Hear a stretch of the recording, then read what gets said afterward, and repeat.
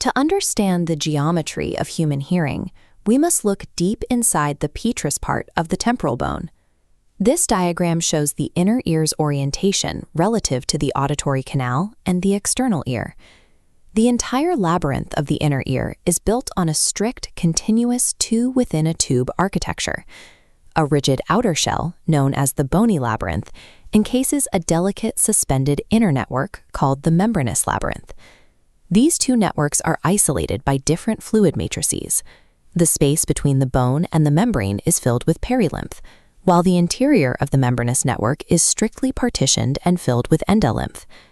This strict fluidic isolation creates the environment necessary for the inner ear to capture and translate mechanical energy.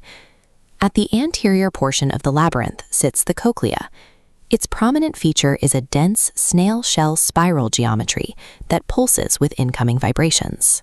The dense 3D coiling obscures the internal fluid compartments and complicates the mapping of its mechanical pathways. To understand the biomechanics at play, we need to conceptually extract the cochlea from the temporal bone and unroll it into a single linear tube. By doing so, the anatomical curvature falls away, revealing the underlying linear mechanical system. Before we manipulate the outer tube, we first need to isolate the fixed central axis it wraps around. This conical bony pillar is the modulus. Look at this wireframe model. The modulus functions exactly like the core of a threaded screw.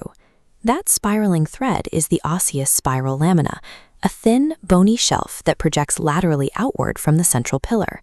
This continuous ledge winds its way upward, starting at the broad base and tapering all the way to the narrow apex. The modulus and its projecting threads provide the rigid scaffolding necessary to anchor the delicate, fluid-filled membranous tubes that wrap around it. Now, imagine gripping the apex of that coiled tube and pulling it physically straight. Uncoiling the structure removes the spatial confusion of the spiral, leaving us with a long, linear physical conduit. Even stretched out, this straight cylinder retains the exact same tube-within-a-tube architecture we established earlier.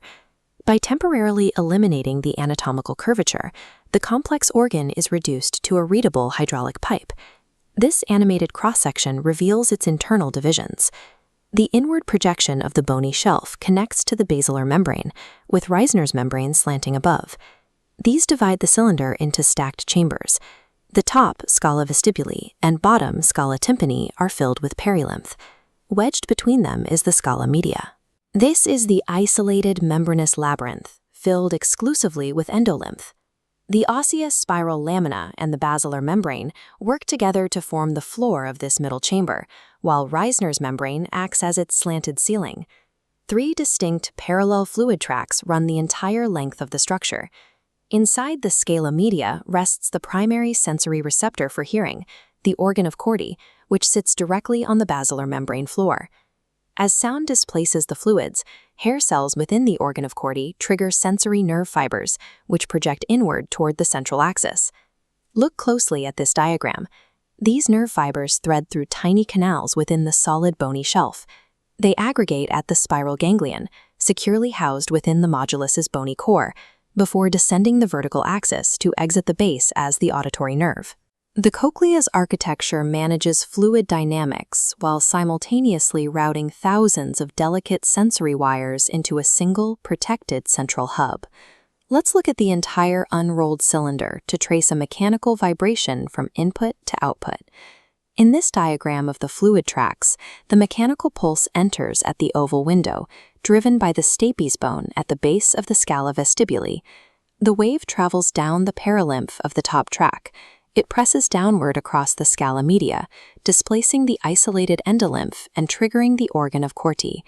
The remaining mechanical energy transfers into the bottom track, the scala tympani, and travels all the way back to the base, ultimately bulging the round window outward.